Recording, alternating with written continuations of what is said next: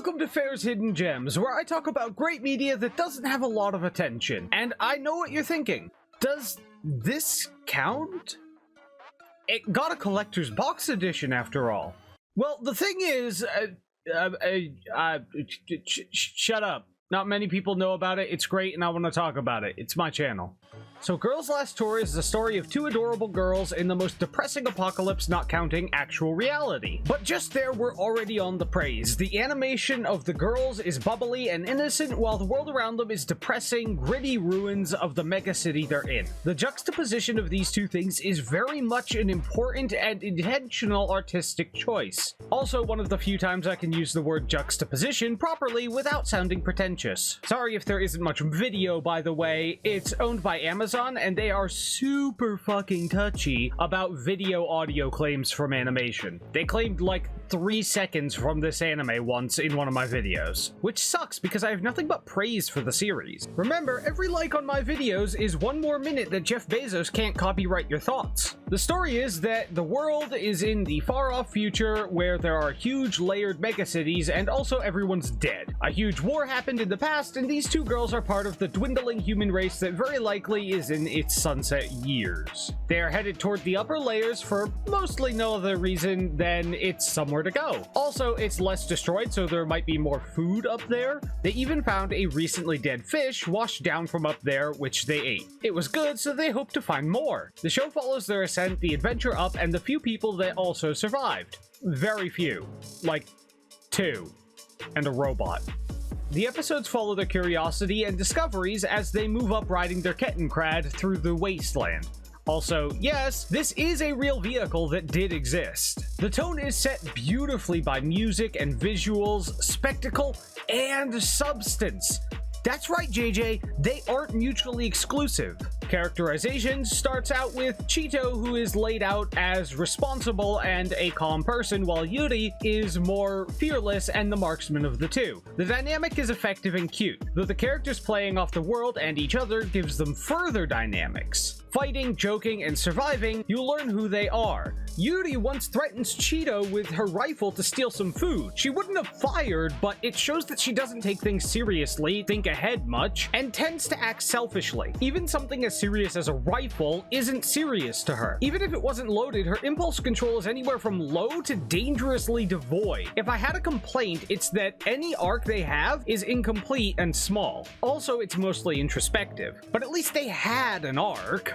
Yuri may seem selfish, and she is, but her dependency on Cheeto both physically and emotionally is made clear when they find a temple. Their lantern goes out, and at first, she's calm, but quickly starts to call out, seeming to almost rise to panic. However much she is carefree and fearless, the idea of being in a world without Cheeto scares her.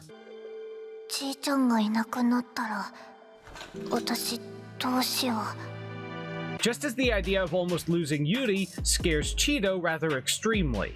But that's in a later episode and that involves spoilers. On the episode In the Temple, they talk about the idea of gods, which transfers us to a theme in this show. Purpose. Namely, having one.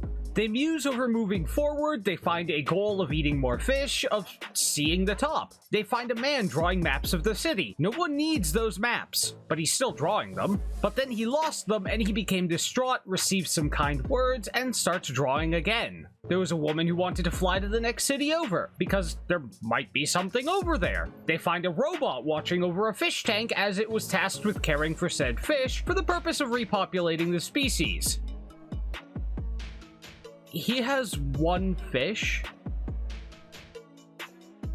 but it's all he has. That's his purpose. The droid is distraught as a construction bot is going to destroy his fish tank, as is the construction bot's purpose. The caretaker droid tried to reason with it, but it refused. The two girls even go as far as using explosives to kill the construction bot just so the droid can watch over a single fish for the remainder of its fishy life, and not be without purpose. Even the selfish Yuri agrees not to eat it, though she did want to. The manga goes a bit further, asking questions about the purpose of doing things if there is no reason or gain to do so, and an AI that doesn't want to live on for an eternity, but that's not in the show, so that's not the point. The overarching theme of needing purpose, even in a world lacking higher aspirations, is palpable throughout the show. And I'm definitely not trying to drum up fans in the hopes of more seasons, though the show ends on a rather kind note that's as final as it really needs to be. Still would be nice to see the rest of the manga animated. I'm not saying much so as to let people enjoy it, but Girls Last Tour does a lot different from what people see as shows and movies these days. There's no big bad guy or impending doom, there isn't some huge team or romance. The cost of failure is 100% internal. The themes are heady yet accessible. It doesn't take a genius to figure out that in their situation you need something, anything, to keep you going. The horror of being alone, or worse, without purpose to drive you, is clear to the two whether they are fully aware of that or not. It's not pushy about its theme and doesn't treat the audience like idiots to explain the parallels between the characters, temple, or anything. The show is a welcome deviation from the action media available, if a tad somber one. Being a lover of Canopsia, it's just the thing for me.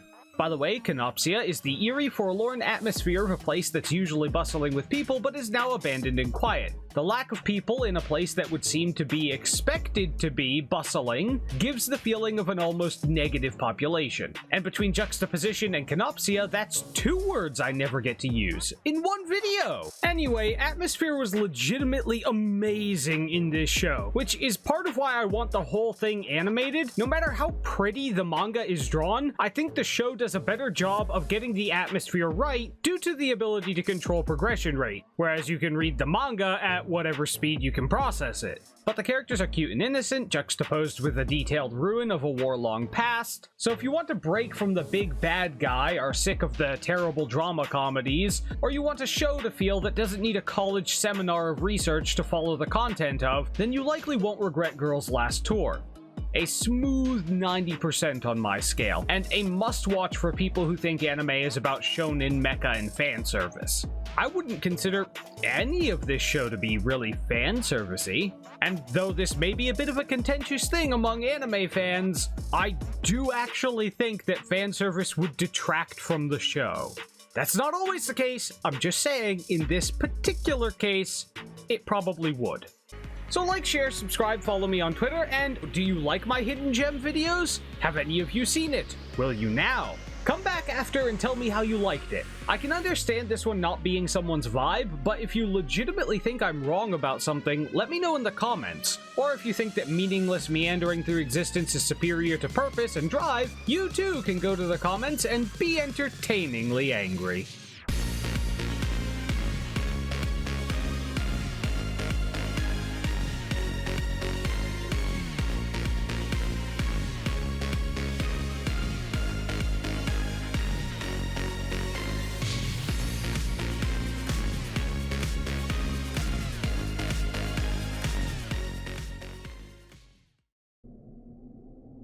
Komi です。